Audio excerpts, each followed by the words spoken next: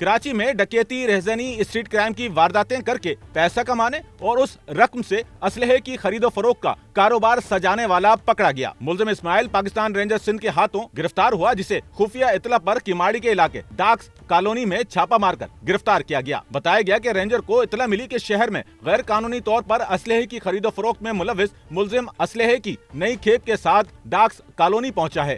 Ranger کی خصوصی team نے فوری کارروائی کر کے ملزم کو گرفتار کیا اور بھاری تعداد میں اسلحہ برآمد کر لیا۔ رینجر کے مطابق گرفتار ملزم سے برآمد اسلحے میں 5 30 بور پستول، ایک 9mm پستول، مختلف اقسام کے 11 میگزین، اسلحے کے مختلف پارٹس، مختلف اقسام کی 160 گولیاں، 660 گرام حشیش، 398 gram ice, 82 gram heroin, mobile phones اور نقدی شامل ہے۔ بتایا گیا کہ گرفتار ملزم ڈکیتی، رہزنی، اسٹریٹ کرائم اور منشیات فروشی کی متعدد وارداتوں میں ملوث رہا، جس سے حاصل ہونے والی رقم سے ملزم نے غیر قانونی اسلحے کی خرید و فروخت کا کاروبار شروع کیا۔ ترجمان رینجر کے مطابق ملزم درہ آدم خیل سے اسلحہ لے کر کراچی میں جرائم پیشہ افراد کو فروخت کرتا تھا۔ بتایا گیا کہ گرفتار ملزم اسماعیل سے برآمد ہونے والا ایک پستول قتل کی واردات میں بھی استعمال ہوا۔ پاکستان رینجر سندھ کی جانب سے گرفتار ملزم سے تفتیش مکمل کر کے قانونی چارہ جوئی کے لیے برآمد اسلحے سمیت پولیس کے حوالے کر دیا گیا ہے، جسے جلد عدالت کے روبرو